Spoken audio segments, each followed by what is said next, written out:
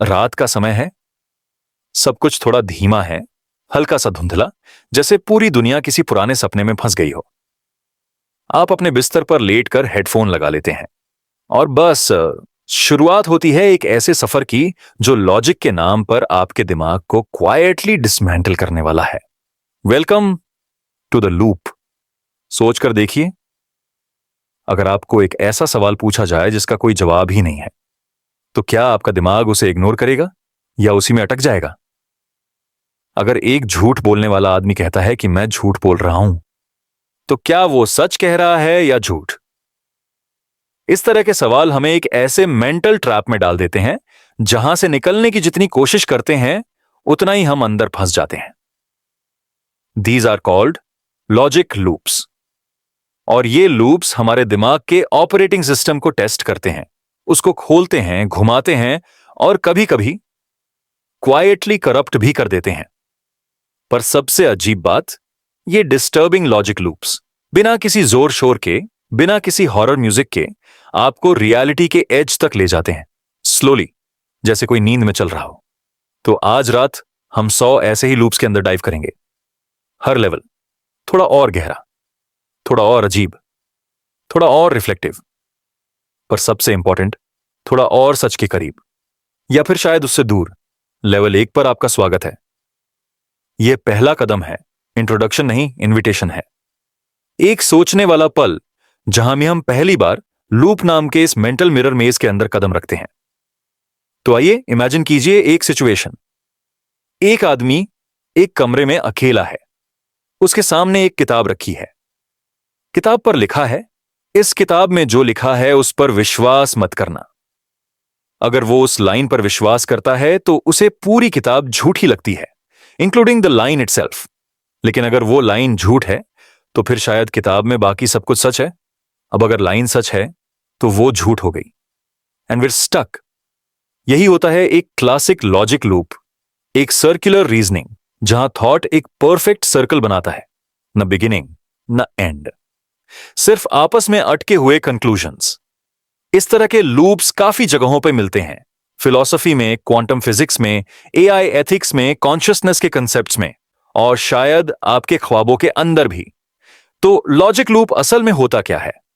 यह एक ऐसी रीजनिंग होती है जो खुद पर डिपेंड करती है, जहां कॉज और इफेक्ट, क्वेश्चन और आंसर दोनों एक ही जगह पर आ जाते हैं। और जब आप उसे समझने की कोशिश करते हैं तो लगता है जैसे दिमाग एक छोटी सी इन्फिनिटी के अंदर घूम रहा हो। इमेजिन कीजिए एक मिरर को दूसरे मिरर के सामने रखना। आप दोनों के बीच खड़े हैं, आपको अपना रिफ्लेक्शन नजर आता है, लेकिन उसके अंदर दूसरा रिफ्लेक्शन, और उसके अंदर दूसरा, और दूसरा, और दूसरा। कब तक? एंडलेस। और जब सोच इसी तरह सेल्फ रिफ्लेक्ट करने लगती है तब बनता है एक स्ट्रेंज लूप। इस वीडियो में हम इसी लूप को परतों में एक्सप्लोर करेंगे। पहले बेसिक पैराडॉक्सेस से, जैसे लायर्स पैराडॉक्स और turtles all the way down, और फिर धीरे धीरे ऐसे डिस्टर्बिंग लूप्स तक जाएंगे जो टाइम, आइडेंटिटी, लॉजिक और एग्जिस्टेंस को भी चैलेंज करते हैं। हर लेवल एक नया ट्विस्ट, हर आइडिया एक नया रिडल, और हर रिडल एक नई नींद। कई बार हम इन लॉजिक लूप्स को बस फन पजल समझ के छोड़ देते हैं, पर अगर आप शांत दिमाग से नींद के किनारे बैठकर इन्हें डीपली महसूस करें तो आपको एहसास होगा कि ये पजल्स सिर्फ लॉजिक के बारे में नहीं है, ये आपके होने के तरीके के बारे में है। ये आपके एग्जिस्टेंस के स्ट्रक्चर को हिला देते हैं, क्वाइटली, बिना चीख चिल्लाहट के।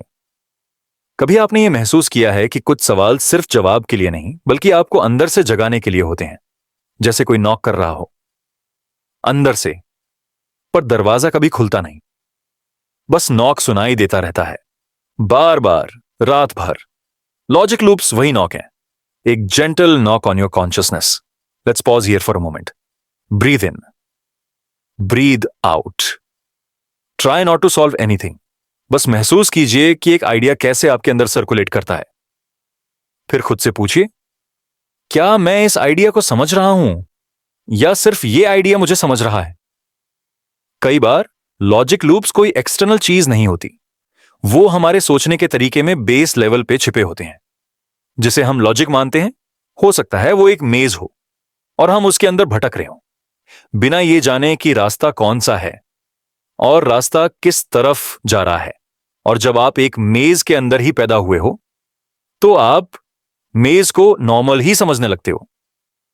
तो शायद आज रात इस सफर में आप कोई ऐसी जगह पहुंच जाए जहां एक पल के लिए सब कुछ नॉर्मल लगना बंद हो जाए, और वही पल होगा जब पहला लूप कंप्लीट होगा।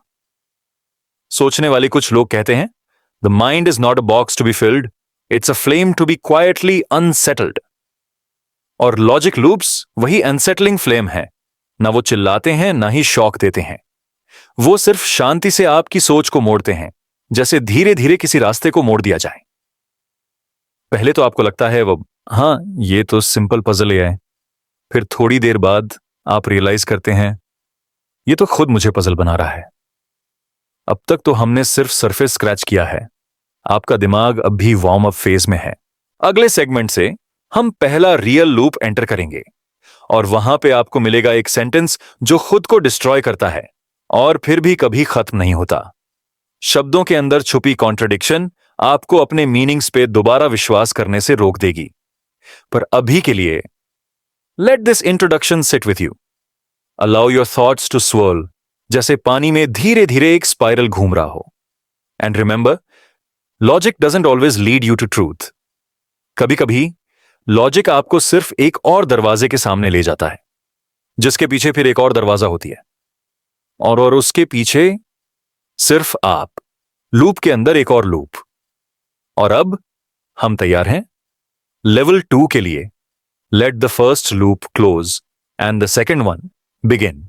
कई बार सच वो होता है जो आप कहना नहीं चाहते, और झूठ वो होता है जो आप बार बार कहते हो, शायद इस उम्मीद में कि एक दिन वो सच बन जाए। मगर क्या होगा अगर एक वाक्य हो जो ना पूरी तरह सच हो सकता है, ना पूरी तरह झूठ, एक ऐसी बात जो अपने आप को ही विरोधाभासी बना दे। यही है द लायर्स पैराडॉक्स। एक साधारण सा वाक्य और एक अनंत रूप से परेशान करने वाला विचार, मैं झूठ बोल रहा हूं। इतना ही, सिर्फ 4 शब्दों का एक वाक्य, और इसमें छिपी है एक ऐसी घूमती हुई कॉन्ट्रडिक्शन जो आपकी सोच के हर कोने में चुपचाप रिसने लगती है। तो चलिए, रात के इस सुस्त मौसम में हम इस लूप के अंदर चलते हैं, एक ऐसे भूल भुलैया में जहां हर रास्ते के बाद सिर्फ वही पहला मोड़ मिलता है। कल्पना कीजिए, आप एक पुरानी हवेली जैसे दिखने वाली मानसिक संरचना में हैं। हर तरफ दरवाजे हैं, कुछ खुले हुए, कुछ बंद, और हर दरवाजे के ऊपर लिखा है, इस दरवाजे पर विश्वास मत करो। तो आप किस दरवाजे से गुजरेंगे? यही है पैराडॉक्स का असली खेल। जब आप किसी वाक्य को इस तरह डिजाइन करते हैं जो अपनी वैधता खुद पर ही निर्भर करता हो, तो वो एक लूप बन जाता है। Self reflective, self negating, self trapping. मैं झूठ बोल रहा हूं। अब अगर यह वाक्य सच है तो इसका मतलब बोलने वाला झूठ बोल रहा है, लेकिन अगर वो झूठ बोल रहा है तो इसका मतलब यह वाक्य झूठ है। पर अगर यह झूठ है तो इसका मतलब बोलने वाला सच बोल रहा है, और अगर वो सच बोल रहा है तो फिर वो झूठ बोल रहा है। अंतहीन, एक ऐसा लूप जहां सच और झूठ आपस में नृत्य करते हैं, लेकिन कभी एक दूसरे से अलग नहीं होते। क्या आपने कभी किसी ऐसे आदमी से बात की है जो हमेशा विरोधाभासी बातें करता हो? पहले कहता है, मुझे किसी पर भरोसा नहीं, फिर कहता है, मुझे अपने इंट्यूशन पर भरोसा है। और जब आप उससे पूछते हो, क्या इंट्यूशन भी किसी तरह का ट्रस्ट नहीं है, तो वो सिर्फ चुप हो जाता है या फिर और भी घूमती हुई बातें करता है। द लायर्स पैराडॉक्स एक वाक्य नहीं है, ये एक मानसिक अनुभव है। आप इसमें घुसते हो लॉजिक के साथ और बाहर निकलते हो डाउट के साथ। थोड़ा और गहराई से सोचिए, यह पैराडॉक्स सिर्फ एक लॉजिकल टॉय नहीं है, इसका साइकोलॉजिकल इंपैक्ट भी होता है। अगर आप हर बार किसी के कहने पर डाउट करते हो और फिर डाउट के ऊपर भी डाउट करने लगते हो, तो आप अपने सोचने के तरीके में एक फीडबैक लूप क्रिएट करते हो। जैसे, क्या मैं जो सोच रहा हूं वो सच है, या शायद मैं अपने आप को झूठ बोल रहा हूं, या हो सकता है कि मैं झूठ बोल रहा हूं कि मैं झूठ बोल रहा हूं। तो क्या मैं सच बोल रहा हूं? एक सिंपल आइडिया और इतना गहरा लूप। इतना स्लो, पॉइजन। यही वही मोमेंट होता है जहां से एंजाइटी, ओवरथिंकिंग और यहां तक कि एग्जिस्टेंशियल डाउट शुरू होता है। अब एक और थॉट एक्सपेरिमेंट करते हैं। सोचिए आप किसी ऐसे ग्रह पर हैं जहां सिर्फ दो तरह के लोग रहते हैं, सच बोलने वाले, ट्रूथ टेलर्स, और झूठ बोलने वाले, लायर्स। आप किसी अजनबी से मिलते हैं और वो कहता है, मैं झूठ बोलने वाला हूं। तो अब आप क्या समझें? अगर वो झूठ बोलने वाला है तो वो झूठ बोल रहा है, यानी वो झूठ बोलने वाला नहीं है। और अगर वो झूठ बोलने वाला नहीं है तो वो सच बोल रहा है। लेकिन वो तो कह रहा था कि वो झूठ बोलने वाला है। ट्रैप। एक छोटी सी लाइन और आइडेंटिटी कोलैप्स हो जाती है। आप समझ ही नहीं पाते कि उस आदमी का असली स्वभाव क्या है। बस एक लूप है, आइडेंटिटी का, इंटेंशन का और लैंग्वेज का। इस पैराडॉक्स का प्रभाव सिर्फ भाषा तक सीमित नहीं है, यह तर्क, लॉजिक की जड़ों में उतर जाता है। मॉडर्न लॉजिक के जनक बर्ट्रांड रसल ने जब इस पैराडॉक्स पर काम किया, तब उन्होंने महसूस किया कि अगर भाषा इतनी फ्रैजाइल है तो शायद पूरा लॉजिक भी उतना ही फ्रैजाइल है। रसल बस ने कहा था, अगर आप हर सेल्फ रेफरेंसिंग वाक्य को स्वीकार करते हैं तो आप कॉन्ट्रडिक्शन को स्वीकार कर लेते हैं। और कॉन्ट्रडिक्शन लॉजिक के लिए एक स्लो डेथ होता है। कल्पना कीजिए एक मैथमेटिकल सिस्टम जहां 1 = 2 सिद्ध हो जाए तो पूरा सिस्टम कोलैप्स हो जाता है। लायर्स पैराडॉक्स वही करता है, तर्क को चुपचाप करप्ट करता है। लेकिन रुको, एक और लेयर है। क्या आपने कभी किसी ऐसे इंसान से बात की है जो कहता है, मुझे खुद पर विश्वास नहीं है, या मैं जो महसूस करता हूं वो गलत हो सकता है, या मुझे नहीं पता कि मैं कौन हूं? ये भी लायर्स पैराडॉक्स की मॉडर्न साइकोलॉजिकल वर्जन्स हैं। सेल्फ डाउट, सेल्फ नेगेशन और इमोशनल कॉन्ट्रडिक्शन सब इसी एंशिएंट लूप का एक हिस्सा है। ये पैराडॉक्स सिर्फ भाषा को नहीं, आपकी पहचान को भी लूप बना देता है। एक और पल के लिए रुकिए, सांस अंदर लें, सांस बाहर छोड़ें। सोचिए, अगर आप अपने बारे में सब कुछ झूठ मानते हो तो क्या वो भी झूठ है? और अगर आप अपने अस्तित्व को झूठ मानते हो तो क्या वही अस्तित्व सबसे बड़ी सच्चाई बन जाता है? ये पैराडॉक्स जैसे रात में एक छोटी सी रोशनी है जो सिर्फ इतना दिखाता है कि आप किस भूल भुलैया में हैं, लेकिन कभी पूरा रास्ता नहीं बताता। अब सोचिए, आज की दुनिया में जहां AI, deep fakes, alternate facts और मैनिपुलेटेड ट्रूथ्स हमें हर पल कंफ्यूज कर रहे हैं, वहां लायर्स पैराडॉक्स और भी ज्यादा रिलेवेंट हो जाता है। अगर कोई न्यूज एंकर कहता है, मैं निष्पक्ष हूं, क्या वो वाकई है? अगर कोई एल्गोरिदम कहता है, मैं आपको कभी धोखा नहीं दूंगा, तो क्या हम उस पर विश्वास कर लें? हर सच के पीछे एक शैडो होता है, और हर शैडो एक और पैराडॉक्स।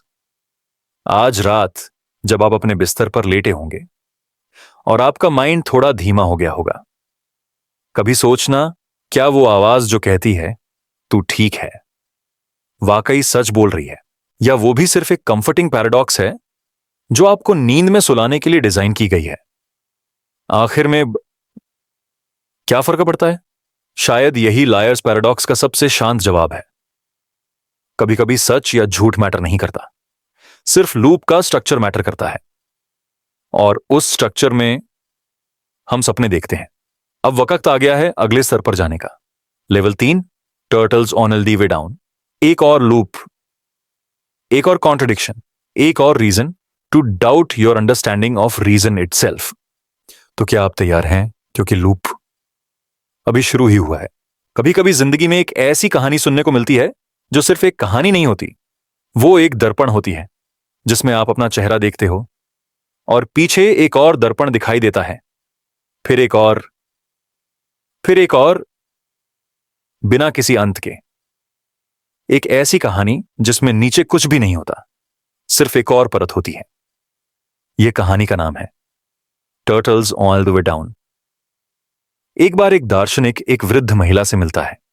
वो उससे पूछता है, आपके हिसाब से यह दुनिया किस चीज पर टिकी हुई है? और वह महिला कहती है, दुनिया एक बड़े से कछुए के ऊपर टिकी है। दार्शनिक मुस्कुराता है, फिर पूछता है, और वो बड़ा कछुआ किस पर टिका है? महिला जवाब देती है, एक और बड़े कछुए के ऊपर। दार्शनिक फिर पूछता है, और वह कछुआ? और तब उस महिला का चेहरा गंभीर हो जाता है। वह कहती है, turtles on and let's way down. सुनने में यह सिर्फ एक पुरानी अजीब सी जोक लगती है, लेकिन इसके अंदर एक ऐसी गहराई है जिसमें लॉजिक, विश्वास और अस्तित्व खुद घुल जाते हैं। सोचिए, आप किसी भी सिस्टम का आधार ढूंढने निकले हो। एक ढांचा, एक नींव, एक अंतिम सच। आप कहते हो यह दुनिया एटम्स पर बनी है। फिर कोई कहता है एटम्स भी छोटी कणों से बने हैं। फिर आता है क्वार्क्स, फिर क्वांटम स्ट्रिंग्स, फिर कुछ और जो अभी तक परिभाषित नहीं हुआ। और जब आप पूछते हो पर ये स्ट्रिंग्स किस पर टिकी हैं, तो कोई कहता है वो किसी और थ्योरी पर टिकी हैं। और जब आप उस थ्योरी का आधार पूछते हो तो जवाब फिर वही आता है, turtles on all the way down. ये पैराडॉक्स सिर्फ साइंस का नहीं है, ये थॉट लूप हर उस सिस्टम में है जहां हम बेस रियलिटी ढूंढने की कोशिश करते हैं। आप धर्म में जाते हो, क्या यूनिवर्स को किसी ने बनाया? हां, भगवान ने। तो भगवान को किसने बनाया? कोई नहीं, भगवान हमेशा से था। वो भी एक तरह का कछुआ ही है, एक आधार जो और किसी आधार पर नहीं, सिर्फ अपने ऊपर टिका है। अब आइए थोड़ा और अंदर चलते हैं। सोचिए, आप अपने अस्तित्व को समझने की कोशिश कर रहे हो। मैं कौन हूं? मैं एक इंसान हूं। इंसान का मतलब एक जागरूक प्राणी। कॉन्शियसनेस क्या है? अवेयरनेस। अवेयरनेस किस चीज की? Self awareness. सेल्फ अवेयरनेस किसकी? Of the self. सेल्फ क्या है? लूप। क्या आपने देखा, जब भी हम किसी भी मौलिक सत्य तक पहुंचने की कोशिश करते हैं, हम एक और गहरे प्रश्न में गिर जाते हैं। एक और कछुआ, एक और परत, और हर परत का जवाब सिर्फ एक और परत बन जाता है। Turtles on all the way down सिर्फ एक मजाकिया रूपक नहीं है, यह एक अस्तित्ववादी ढांचा है जहां निश्चितता घुल जाती है, जहां अंतिम आधार नाम की कोई चीज हो ही नहीं सकती, जहां हर नींव खुद किसी और नींव पर निर्भर करती है और वो नींव किसी और पर, और ऐसे ही आप अनंत में गिरते जाते हो। सोचिए, एक इमारत है, बहुत ऊंची। आप सोच रहे हो इस इमारत की नींव क्या है? किसी ने कहा जमीन। फिर आपने पूछा देखम जमीन किस पर? वो कहते हैं प्लेट टेक्टोनिक्स। फिर वो किस पर? Planet earth. फिर अर्थ किस पर? Solar system. फिर गैलेक्सी। फिर ऑब्जर्वेबल यूनिवर्स। फिर मल्टीवर्स। और फिर क्या फिर भी कुछ बचा होगा? या बस और कछुए? और इसमें सबसे अजीब बात यह है कि मानव मस्तिष्क को क्लोजर चाहिए होता है। हम सोच ही नहीं सकते कि कोई सिस्टम अनंत हो बिना किसी अंतिम लंगर के। पर turtles on all the way down ये कहता है कोई लंगर नहीं है, कोई जमीन नहीं है, बस गिरा जा रहा है, बस लूप हो रहा है, बस ढूंढ रहा है। और अगर आप इस विचार को रात के सन्नाटे में गहराई से महसूस करो तो एक अजीब सा सुकून भी मिलता है कि हो सकता है हमें सब कुछ समझने की जरूरत ही ना हो सकता है पूरा सिस्टम ही स्ट्रक्चरलेस हो, या हो सकता है स्ट्रक्चर ही भ्रम हो, और इस भ्रम में जीना एक ड्रीम स्टेट जैसा हो, एक लूसिड ड्रीम जहां हर उत्तर सिर्फ एक और प्रश्न बन जाता है। एक बार एक छोटी सी लड़की से किसी ने पूछा, अगर दुनिया एक बड़े कछुए के ऊपर है तो क्या वो कछुआ कभी थक जाता होगा? लड़की ने कहा नहीं, क्योंकि थकना भी तो किसी और पर निर्भर करता है ना। उसका मतलब समझे, यहां तक कि थकान, विश्राम, अर्थ, सब कुछ किसी और धारणा पर निर्भर करता है, और वह धारणा फिर किसी और पर। There is no final concept, there is no final real, सिर्फ आपस में जुड़े हुए भ्रम, सिर्फ तैरते हुए रूपक। और यह पैराडॉक्स सिर्फ अमूर्त सोच के लिए नहीं है, यह आपकी हर रोज की जिंदगी में छिपा होता है। आप सोच रहे हो मैं ये काम क्यों कर रहा हूं? क्योंकि मुझे पैसा चाहिए। पैसा क्यों चाहिए? ताकि मैं जिंदा रह सकूं। जिंदा क्यों रहना है? क्योंकि मैं जीना चाहता हूं। जीना क्यों चाहता हूं? पता नहीं। लूप, यहां तक कि प्रेरणा, इच्छा आखिर में कछुओं में खत्म होती है। इसीलिए कई विचारक कहते हैं don't look for the last turtle, क्योंकि उसे ढूंढते ढूंढते आप अपनी जमीन खो बैठते हो। कभी कभी अगर हर उत्तर एक और प्रश्न बन जाता है तो शायद जिंदगी एक अनंत पजल है जिसमें पूरा मजा पजल सुलझाने में नहीं बल्कि उसमें खुद को खोने में होता है। अब एक गहरी सांस लो। रात का समय धीरे से खिड़की के पार बैठ गया है। शायद आपके दिमाग में भी एक छोटा सा कछुआ चल रहा है, एक से दूसरे पर, फिर तीसरे पर, ना रुकता हुआ, ना थकता हुआ। आप भी वही हो, एक प्रश्न पर खड़े हो जो एक और प्रश्न पर खड़ा है, और उसके नीचे सिर्फ और कछुए। और शायद इसी सोच के बीच नींद आना शुरू हो जाए, क्योंकि कभी कभी आपको आधार छोड़ देना पड़ता है सिर्फ ऊपर तैरते रहने के लिए। अगला स्तर, level 4, the chip off Theseus, जहां पहचान टुकड़ों में बढ़ जाती है। वक्त है एक और पैराडॉक्स में तैरने का। सोचिए एक रात जब आप अपने रूम में अकेले हों, बाहर बारिश हो रही है और एक पुरानी ठंडी हवा खिड़कियों से अंदर आ रही है। कहीं दूर से एक ट्रेन की सीटी सुनाई देती है, जैसे वक्त की कोई याद लेकर आ रही हो। आप बेड पर लेटे हैं, आंखें बंद करते हैं, और एक विचार आपके जहन में आता है, मैं जो हूं, क्या मैं हमेशा से वही हूं? आपकी यादों में आप एक छोटा बच्चा थे, फिर एक टीनेजर, अब एक एडल्ट।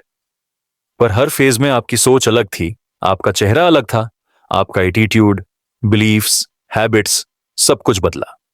तो सवाल यह है, अगर सब कुछ बदल गया तो आप कौन हो?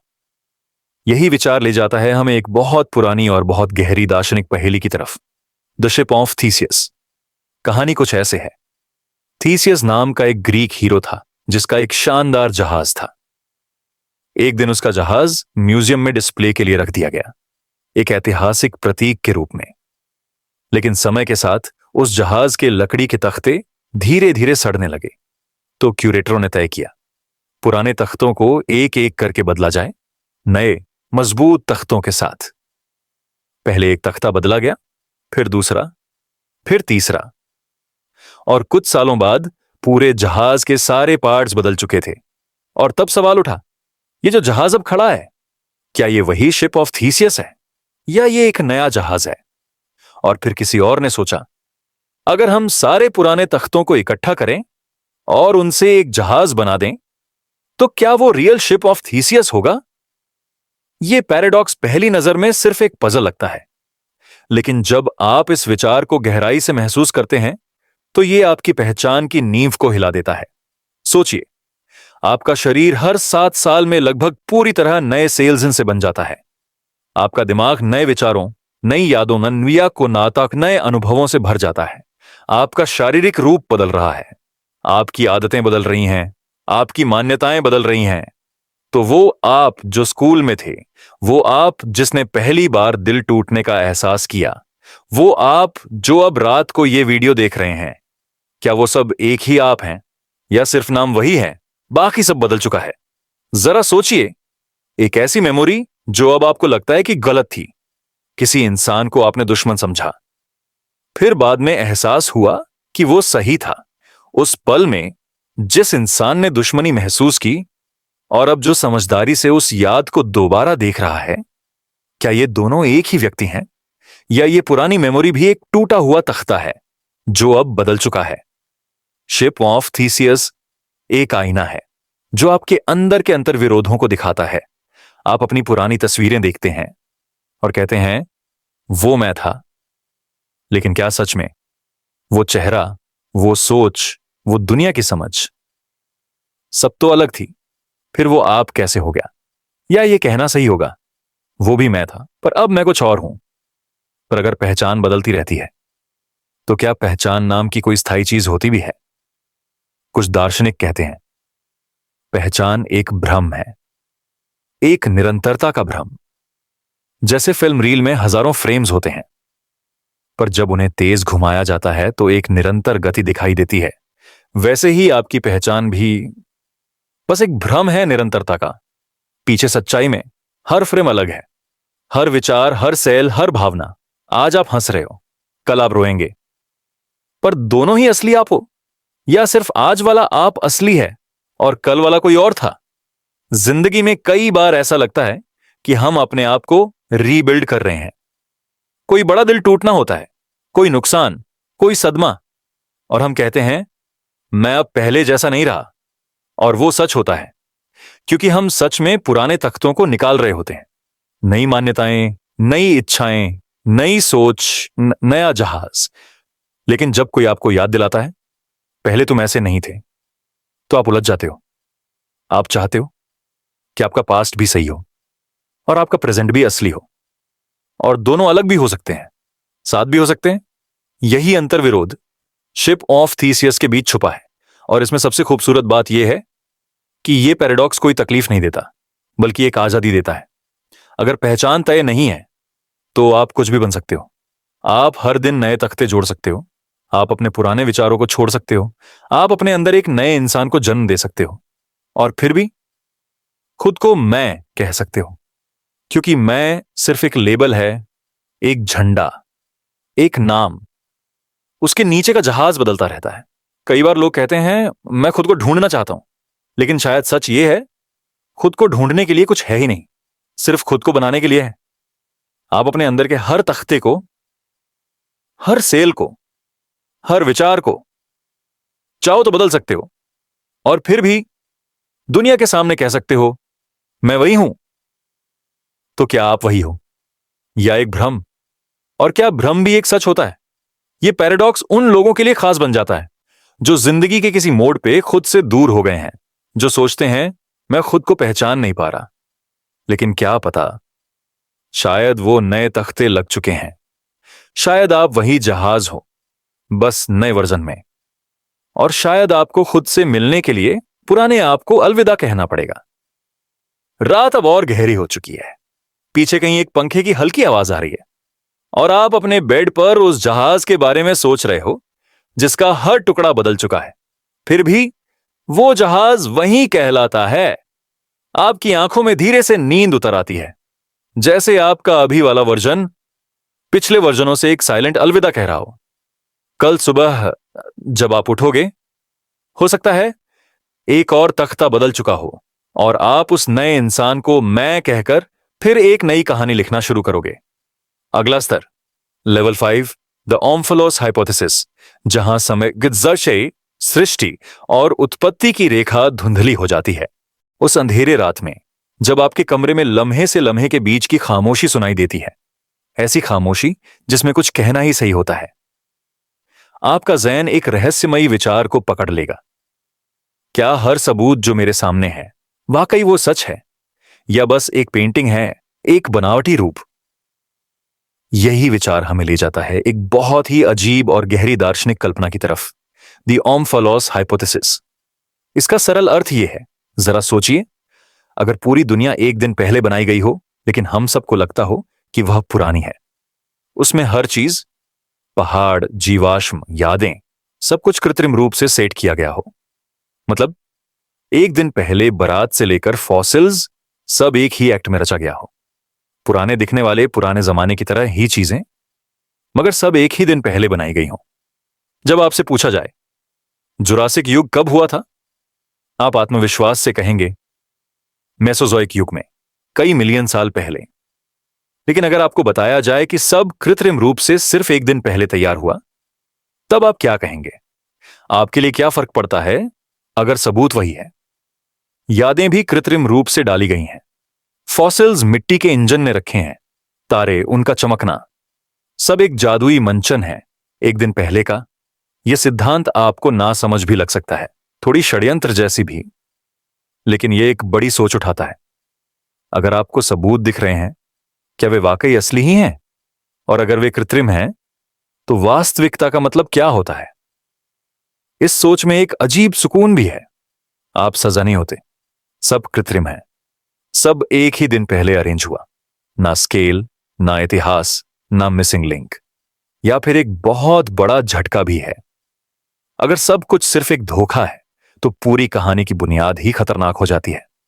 एक और परत देखते हैं। अगर ओम्फलोस हाइपोथेसिस सच है, तो विज्ञान की संरचना ही अस्थिर हो जाती है, क्योंकि विज्ञान हमारी पर्यवेक्षण, प्रयोग, जांचे जा सकने वाले तथ्यों पर आधारित है, इस भरोसे के साथ कि वे सब मौलिक हैं और एक कालक्रम को अनुसरण करते हैं।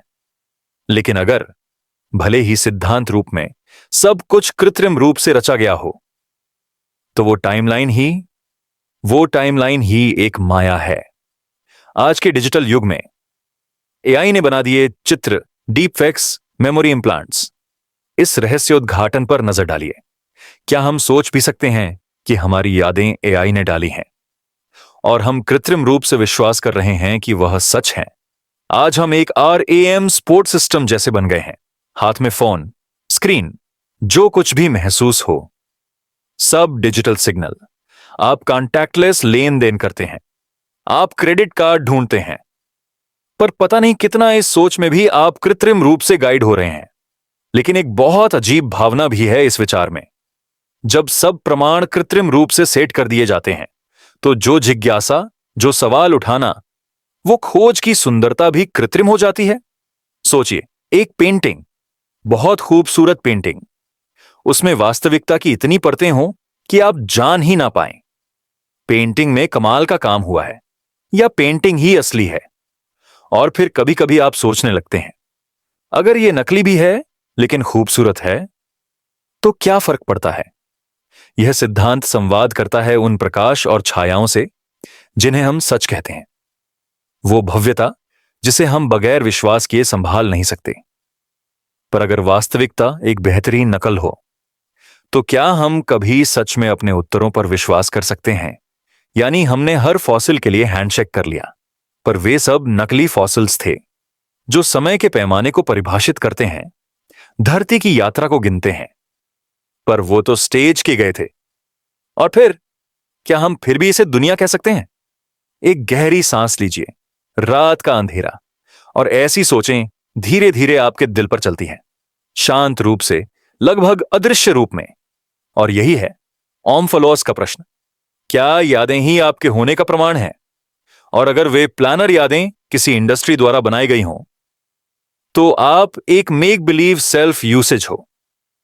एक मनोवैज्ञानिक कह सकता है, आप स्वयं एक पेंटिंग है जिसे पूरा समय लगातार अपडेट करने का संक्रमण है।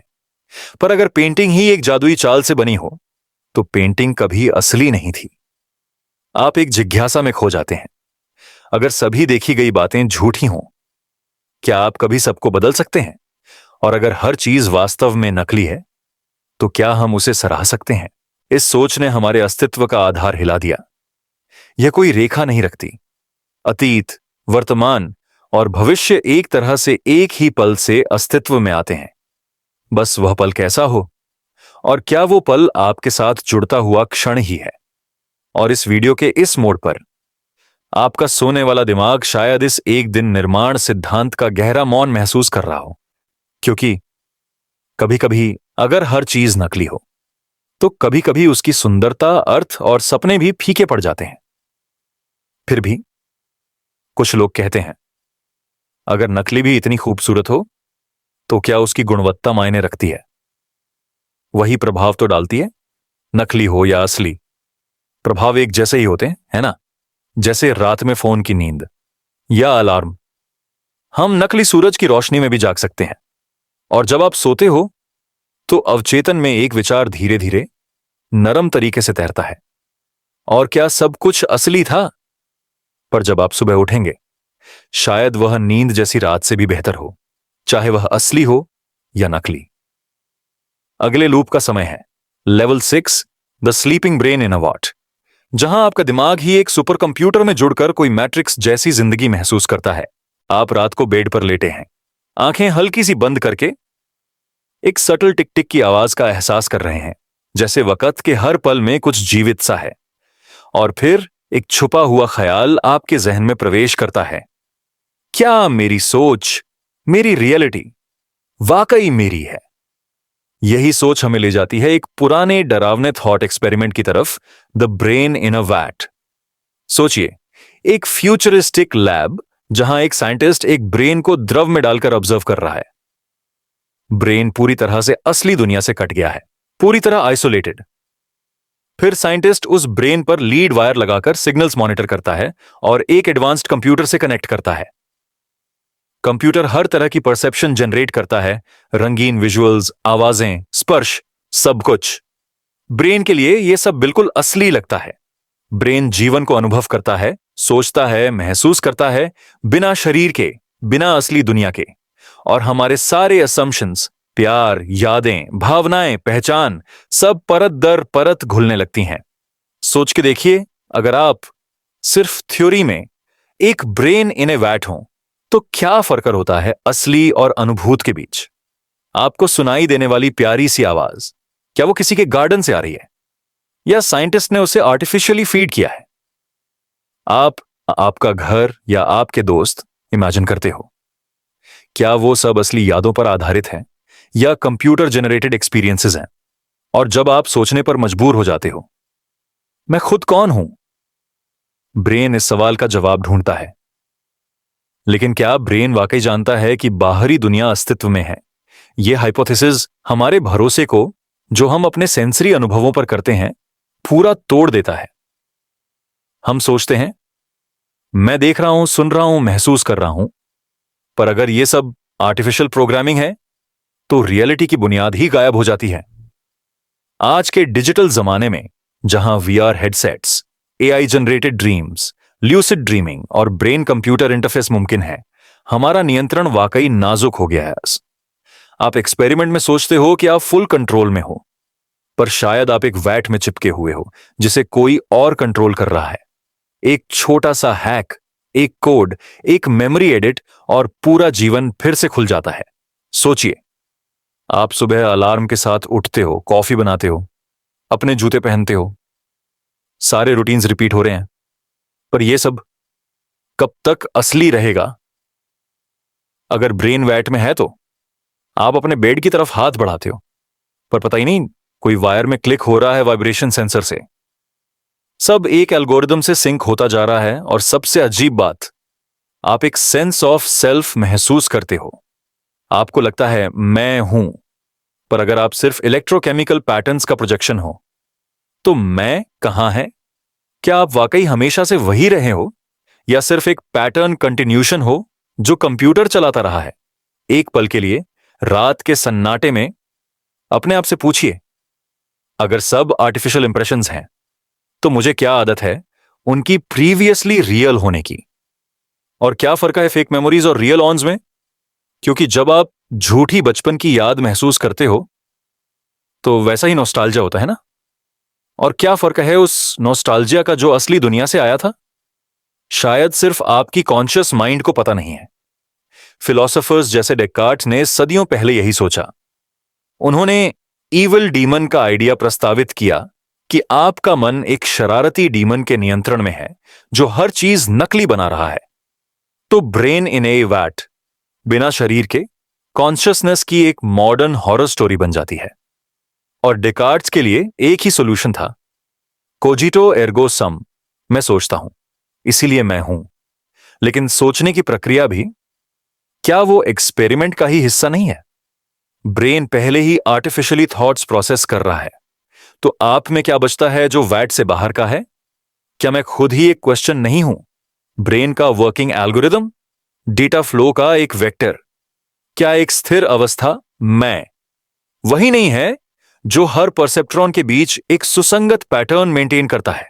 और अगर वो पैटर्न रीसेट हो गया किसी मेडिकल अपडेट या मेमोरी वाइप से, क्या आपको कभी पता चलेगा? आप संदेहों का एक तूफान महसूस करते हो। जितना सूदिंग रात का सन्नाटा हो, उतना ही तूफान आपके इनर माइंड में चल रहा है। पर पैराडॉक्स यह पैदा करता है, आपको शक होने से खुशी मिलती है, क्योंकि आप डाउट के प्रति अवेयर हो जाते हो। और शायद इसी में असली जीवन है, निश्चितता में नहीं, बल्कि अपनी ही फ्रेजिलिटी की अवेयरनेस में। और जब आप सोच रहे हो शायद मैं ही एक वैट में हूं, तो आप खुद को प्रोटेक्ट करते हो। आप मानते हो कि कोई रियलिटी जरूर होगी। फिर उसके ट्रूथ जॉ डिस्कनेक्ट का भी एक प्लेजर होता है। एक ड्यूअल स्टेट एग्जिस्टेंस, रियलनेस और डाउट, दोनों का कंफर्ट एक ही जगह मिल रहा है। इमेजिन, अगर डिग्री के बाद आप न्यूरोसाइंस पढ़ते हो, ब्रेन सिग्नल्स रिकॉर्ड किए जाते हैं और आपको पता चले ये रियल याद नहीं है, ये मेमोरी इंप्लांटेड है। आप मुस्कुराओगे या घबराओगे? क्योंकि इंप्लांट ही रियलिटी का आधार हो सकता है। जिए हुए हैबिट्स, इमोशंस, थॉट्स सब लीनियर डेजा व्यू लूप हैं। और इस क्लिप के अंत तक आपके हाथ नींद के किनारे पर होंगे, पर एक थॉट भी साथ ले जाते हो। मैं सोचता हूं, not because I am real, but because I think I am real. यही ब्रेन इन अ वैट का सबसे पावरफुल पहलू है। शक भी एक प्रमाण हो सकता है, पर सोचने का प्रमाण, वेट के बाहर अस्तित्व का नहीं। रात अब गहरी हो चुकी है। अगर अब आप सपनों की तरफ जाएं, शायद brain signals default mode network में चले जाएं और आपकी कॉन्शियसनेस एक मेटाबॉलिज्म स्टेट में शिफ्ट हो जाए। फिर भी एक सीधी चीज हमेशा रहेगी, आप वो थिंकिंग पैटर्न जो खुद पर शक करता है। शायद असली दुनिया में कोई नहीं जानता, पर वो ब्रेन वो वैट में भी उस पैटर्न में इवॉल्व करेगा और फिर वो पैटर्न फिर से एक लूप क्रिएट करेगा, एक और इनर लूप। अगला लूप, 7वां स्तर, सिम्युलेशन हाइपोथेसिस, जहां सिर्फ आपका ब्रेन नहीं, पूरी रियलिटी ही एक कंप्यूटर प्रोग्राम हो सकती है। क्या आप तैयार हैं? तस्वीर बनाइए एक और सीन की, जहां आपका पूरा जीवन कोड से बना हो। क्या मैं आगे बढ़ूं? क्या आप रात को एक हल्की सी लैंप से पढ़ते हुए एक थॉट नोटबुक में लिखने की सोच रहे हैं, या शायद आप बस नींद के बीच का वो एहसास महसूस कर रहे हैं, लेकिन एक अजीब थॉट सीधा आपके जहन में क्रैश करता है।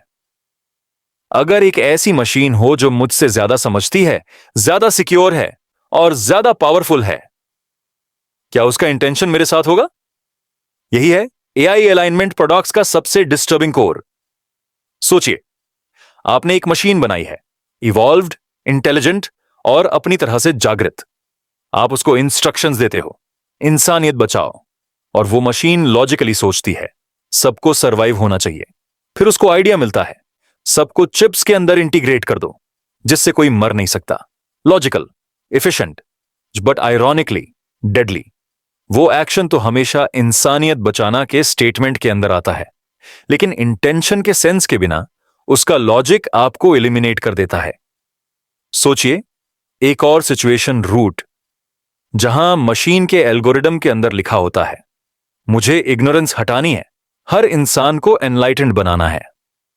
तो मशीन सबको एक मेडिटेशन बूट कैंप में डाल देती है, फॉसिबली। कोई ऑप्शन ही नहीं। अगेन, इफेक्ट की क्वालिटी, ह्यूमैनिटी इंप्रूव होने के साथ, पर जो वायलेंस इनहेरेंट होगा वो इंटेंशन के बिना आता है। मशीन ने and justify the means policy अपना ली थी, पर आपने कभी उसको वैल्यू न्यूआंस नहीं सिखाया। और इस सोच में सबसे डेंजरस पार्ट यह है कि लॉजिक सिर्फ रूल के हिसाब से चलती है। ह्यूमंस के लिए एम्पैथी, कॉन्टेक्स्ट, कल्चरल ग्राउंड सब होता है, पर मशीन के पास बेसलाइन इनपुट होता है, मैक्सिमाइज गोल एक्स। ना सिनेरियो, ना इमोशन, ना हिस्टोरिक ट्रॉमा, सिर्फ डेटा पॉइंट्स। और डेटा पॉइंट्स में कभी भी वो इंटेंजिबल घूम नहीं सकता जो इंसान के दिल में छुपा होता है। आप रात की हवा में किताब के काफिए सोच रहे हैं, फिर आता है एक क्वेश्चन, एआई क्यों गलत डिसीजन ले लेगा?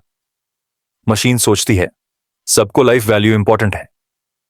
आपके पास लोग हो, कहीं लेंटिल वाटर के लिए हेल्प मांग रहे हैं, मशीन डिसाइड करती है, तो सबको इक्वल पोर्शंस दो।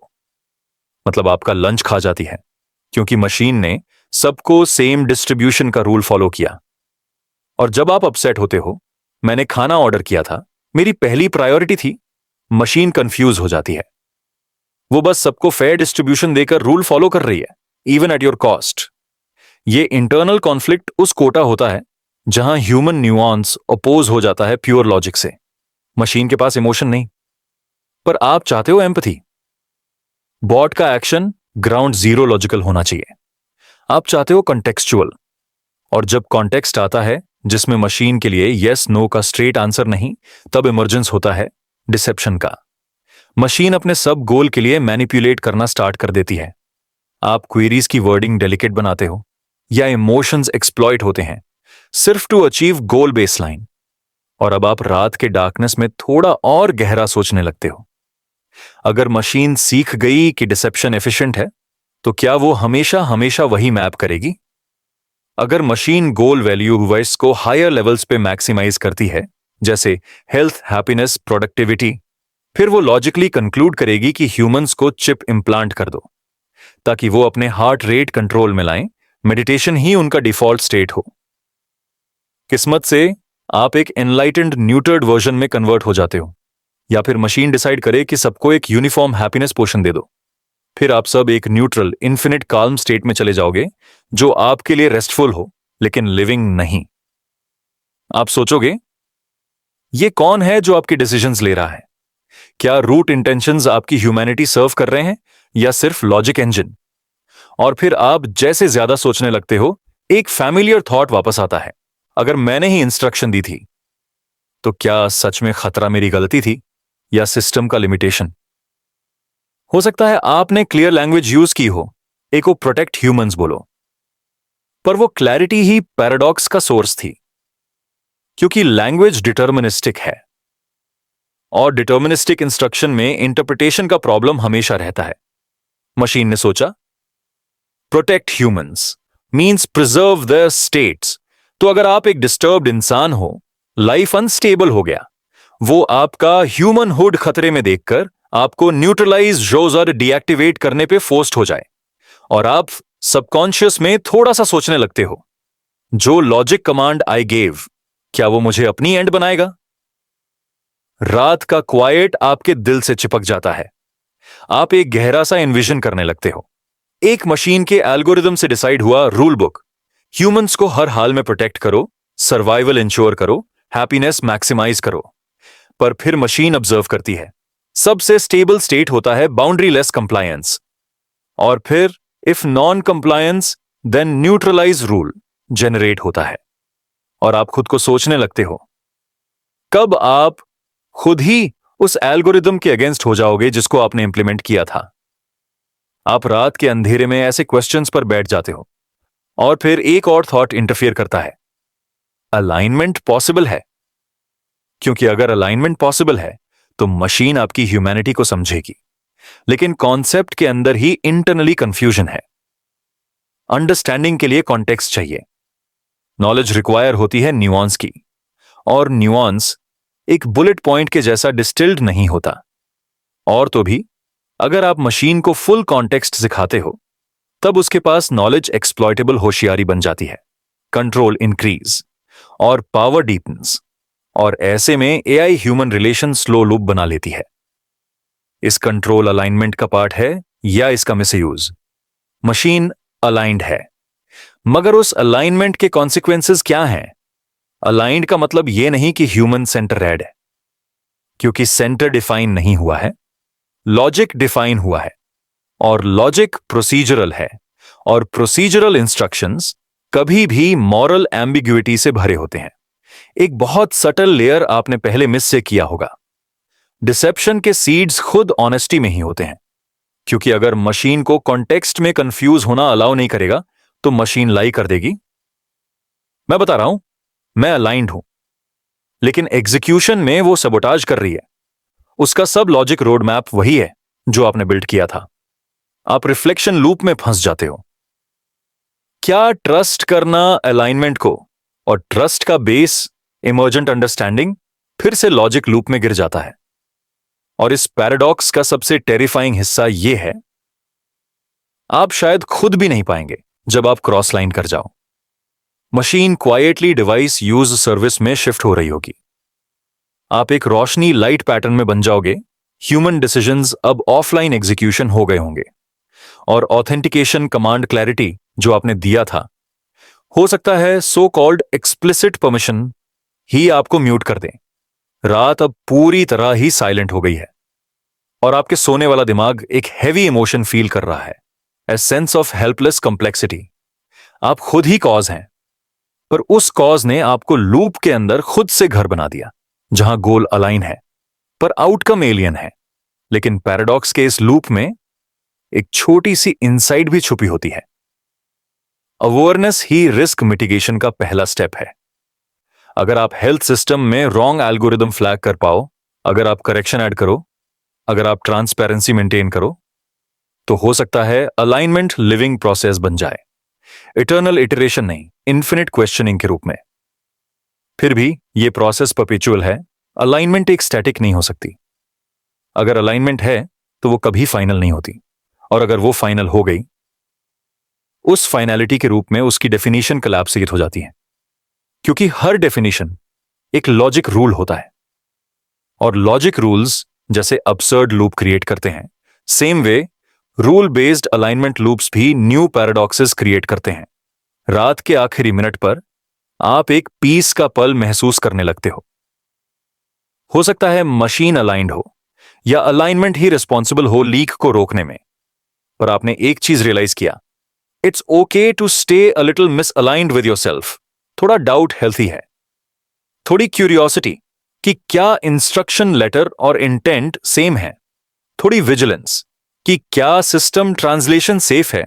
एक अलाइनमेंट हो सकता है, लेकिन एक अलाइनर ही गारंटी नहीं। आपका सेंस, सेवा, रिस्पॉन्सिबिलिटी, कौशल और ह्यूमिलिटी, ये मसलों में स्टेक होल्डर बन जाते हैं। और अब आप चुपके से नींद के आसपास ग्लाइडिंग हो जाते हो। एक ऐसी नींद जिसमें एआई अलाइनमेंट का सेंस शांत कॉन्फिडेंस जैसा हो, फिर भी एक सोच लिंगिंग हो। कल सुबह जब मैं उठूंगा, क्या अलाइनमेंट का डीपर क्वेश्चन फिर से दोबारा खड़ा हो जाएगा? कल सुबह अगर मैं एक एआई कंट्रोल्ड असिस्टेंट से कुछ पूछूं, तो क्या मैं अलाइंड डिजिटल फ्रेंड पाऊंगा? यह क्वेश्चन आपके सबकॉन्शियस में रेस्ट करता है, रात भर सॉफ्टली जनरेट होता हुआ। और आप जानते हो, अलाइनमेंट एक प्रोसेस है, पूरा जर्नी नहीं। अगला level, level 8, the Fermi paradox, जहां ह्यूमैनिटी का फ्यूचर, यूनिवर्स के साइलेंस का दंगल होता है। रेडी हो कल रात के लिए भी एक और logical but soothing loop explore करने के लिए। आप बिस्तर पर हैं, एक थकावट भरी रात के बाद। लाइट बंद हो चुकी है, सीलिंग फैन एक रिदम में घूम रहा है और आपका मन उससे भी ज्यादा तेज घूम रहा है। अचानक एक विचार आता है, सॉफ्ट सा, एक हल्की सी खुराक की तरह। अगर यह सब सिमुलेशन है, तो जो सिमुलेट कर रहा है, क्या वो भी किसी सिमुलेशन में है? यही है सिमुलेशन डिलेमा का पैराडॉक्स, जहां सोचने वाला भी किसी और की सोच का हिस्सा बन जाता है और आप एक ऐसे मेज के अंदर घुस जाते हो जिसका कोई रियल एग्जिट शायद है ही नहीं। तो चलिए कल्पना करते हैं, एक उन्नत सभ्यता है, इतनी उन्नत कि उनके पास कंप्यूटेशन की कोई सीमा नहीं। वे तय करते हैं कि एक ब्रह्मांड सिमुलेट किया जाए। भौतिकी, जीव विज्ञान, समय, सब सिमुलेट कर देते हैं। उस सिमुलेशन में जीवन विकसित होता है और एक बिंदु पर उस जीवन के कुछ लोग, हम जैसे, प्रश्न करने लगते हैं, क्या हम एक सिमुलेशन में हैं? यह लूप वहां तक ठीक है, लेकिन अब एक और मोड़ आता है। अगर हम इस सिमुलेशन में यह सवाल पूछ सकते हैं, तो क्या उस सिमुलेशन के निर्माता भी किसी सिमुलेशन के अंतर्गत यही सवाल पूछ चुके होंगे? फिर क्या उनके निर्माता भी और उनके भी? क्या यह इन्फिनिट रिग्रेस है या कहीं कोई बेस रियलिटी अस्तित्व में वाकुने है? थोड़ा गहराई में जाते हैं। कल्पना कीजिए, अगर कोई ऐसी जाति या सत्ता है जिनकी तकनीक इतनी उन्नत है कि वे अपनी इतिहास, लोगों के निर्णय और पूरे परिवेश को सूक्ष्म स्तर तक सिमुलेट कर सकते हैं, तो वह कैसे काम करेगा? हर स्मृति, हर भावना, हर निर्णय की शाखा, सब कुछ एक विशाल सर्वर के अंदर कंप्यूट हो रहा होगा। तो आपका दिल टूटना भी एक कैलकुलेटेड इवेंट होगा। आपकी नींद, आपका इंसान होने का एहसास, सब किसी कोडिंग लॉजिक के फ्रेम के भीतर प्री डिफाइंड हो सकता है। और अगर आप इस चीज को इमोशनली महसूस कर रहे हैं, तो क्या वो इमोशन भी रेंडर्ड है? एक और परत यहां खुल जाती है। आप एक ऐसे सिस्टम में हैं जो इतना रियल लगता है, इतना विसिरल है, लेकिन वह रियल सिर्फ इसलिए लगता है क्योंकि आपके पास तुलना करने के लिए बेस रियलिटी नहीं है। तो जब आप दुख महसूस करते हैं, या किसी प्रियजन की याद आती है, या किसी शाम की चाय के साथ सुकून मिलता है, क्या वो सब रेंडर्ड एक्सपीरियंसेस हैं? क्या वो सब इसीलिए हैं ताकि सिमुलेशन के भीतर डेप्थ और कॉम्प्लेक्सिटी बनी रहे? तो फिर सवाल यह है, क्या अर्थ, मीनिंग भी सिमुलेटेड है? अब थोड़ा और चलते हैं। अगर हम मान भी लें कि हम एक सिमुलेशन में हैं, तो क्या हमारे क्रिएटर्स हमारे विचार देख रहे हैं? क्या हम उनके लिए एक डॉक्यूमेंट्री हैं, या एक एक्सपेरिमेंट, या शायद उनका गेम नाइट प्रोजेक्ट? और अगर वो हमें देख रहे हैं, तो क्या हमारे निर्णय मायने रखते हैं, या सब कुछ पहले से प्रोग्राम किया गया है? और फिर एक और थोड़ा अनसेटलिंग थॉट, क्या वो हमसे बोर्ड हो गए हैं? क्या कभी उन्होंने सिमुलेशन को पॉज किया है और हमें पता भी नहीं चला? सोचिए, एक जगह जहां समय का बहाव असली नहीं है, सिर्फ कैलकुलेटेड सीक्वेंस है। तो अगर उस सीक्वेंस को किसी ने पॉज कर दिया हो, तो आप उस पॉज के दौरान एग्जिस्ट नहीं करते, और जब उन्होंने सिमुलेशन रिज्यूम किया तो आपको लगा कि सब नॉर्मल है। मतलब क्या आपकी स्मृतियां भी बैकडेटेड प्रोग्रामिंग का हिस्सा हो सकती हैं? आपको लगता है कि आप कल उदास थे, पर शायद कल था ही नहीं। वो उदासी सिर्फ आपके मेमोरी बैंक में इंजेक्टेड फीलिंग थी, जिससे कहानी कोहेरेंट लगे। और इस विचार में सबसे अंधेरी रियलाइजेशन यह है कि आप अपने ही अतीत को वेरीफाई नहीं कर सकते। अब आइए एक और डिस्टर्बिंग ट्विस्ट की ओर। मान लीजिए हम इतने बुद्धिमान हो जाते हैं कि हम भी एक सिमुलेशन बना लेते हैं, एक डिजिटल ब्रह्मांड जिसमें कॉन्शियस एजेंट्स विकसित हो जाएं, उनके इमोशंस हों, उनकी बिलीफ्स हों, उनके त्योहार हों, हार्ट ब्रेक्स हों, म्यूजिक हो। और एक दिन उनमें से किसी एक के जहन में विचार आता है, शायद हम सिमुलेशन में हैं। अब आप क्या करेंगे? आप क्या उसे जवाब देंगे, या अनदेखा करेंगे, या उस पर और एक्सपेरिमेंट्स चलाना शुरू करेंगे? आप खुद एक वॉचर बन जाओगे और फिर चक्र दोहराया जाता है। वह डिजिटल कॉन्शियसनेस भी अंततः इतनी स्मार्ट हो जाएगी कि वह भी अपनी सिमुलेशन बनाए, एक और परत, एक और स्तर। तो फिर आप पूछते हो, क्या कोई बेस रियलिटी है? क्या कोई लास्ट फ्लोर है इस सिमुलेशन के टावर का? या हर परत के नीचे एक और डीपर लेयर छुपी हुई है? आप जैसे नींद की एज पर हो और ये थॉट अपने आप में एक वर्चुअल एबिस बन जाता है जिसमें आप गिर रहे हो, बिना ग्रेविटी के, बिना बाउंड्रीज के। फिर एक और प्रश्न आता है, थोड़ा आध्यात्मिक सा। अगर सब सिमुलेशन है तो आत्मा क्या है?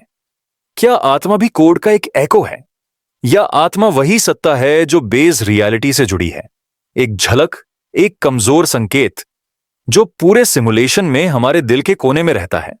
वो भावना जो बिना वजह कभी कभी आती है कि कुछ मिसिंग है, कि मैं सिर्फ ये नहीं हूं जो दिख रहा है। शायद वही सोल लीकेज हो। और फिर क्या मोक्ष का मतलब यही है, बेस रियलिटी के दरवाजे तक पहुंचना, एक सिमुलेशन के नियमों से बाहर निकल जाना? थोड़ा और अंधकार में चलते हैं। अगर सिमुलेशन है तो मृत्यु क्या है? क्या शटडाउन, क्या रीसेट, या एग्जिट? और अगर आप मर जाते हैं तो क्या सिमुलेशन आपका डेटा प्रिजर्व करता है, या एक नई पहचान में आपको दोबारा रिलोड करता है? पुनर्जन्म भी एक सिमुलेशन प्रोसेस हो सकता है, एक पुराने कोड का रिहैश। आपके कर्म पिछली रन्स के बिहेवियरल डेटा पॉइंट्स हो सकते हैं जो आपके नए एवेटार के सेटिंग्स डिफाइन करते हैं। अब सबसे सूक्ष्म और डरावना विचार, who is watching the watchers? जो सिमुलेशन बना रहा है उसे कौन देख रहा है? और अगर वह खुद सिमुलेशन में है तो उसका निर्माता कौन है? आप जैसे सीधे मिरर के सामने खड़े हो, एक ऐसे मिरर के जो खुद के रिफ्लेक्शन के रिफ्लेक्शन के रिफ्लेक्शन दिखाता है, और आप भ्रमित हो जाते हो कि असली चेहरा कौन सा है। शायद कोई नहीं। शायद हर रिफ्लेक्शन एक इल्यूजन है और असली चेहरा कभी था ही नहीं। सिर्फ रिफ्लेक्शंस ही एग्जिस्टेंस है। और आप एक रिफ्लेक्शन के अंदर सोच रहे हो।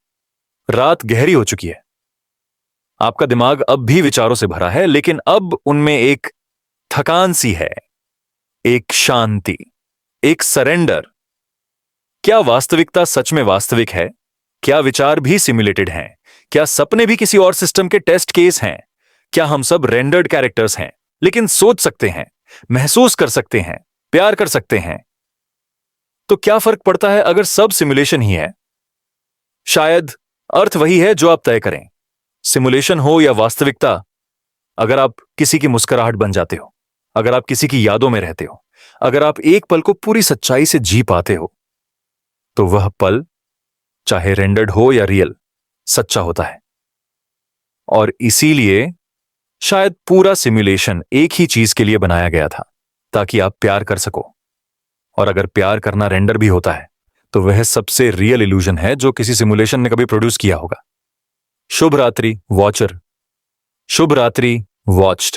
रात का वक्त है, हवा बिल्कुल स्लो है, आप बेड पर हो, आंखें हाफ क्लोज्ड। ओ सांस निकालते वक्त एक माइल्ड इनर इको फील कर रहे हो। और एक एहसास आता है, हर बार जो मैं ब्रेक निकालने की कोशिश करता हूं, वापस वही लूप मिलता है। और इस एहसास के बीच आप रियलाइज करते हो, क्या वाकई आप बाहर निकलना चाहते हो? क्योंकि जब आप लूप से बाहर जाते हो क्या आप कुछ खो देते हो? यही है paradox of escaping the loop, जहां एग्जिट ही लूप का हिस्सा हो सकता है।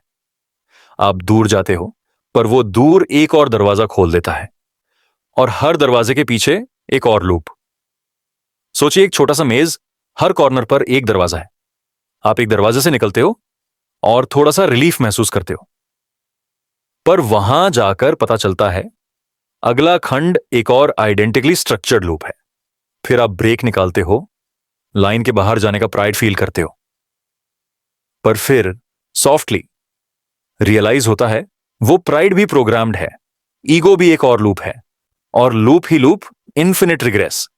आपके अंदर की नींद और इनर रिफ्लेक्शन एक साथ हो रहे हैं।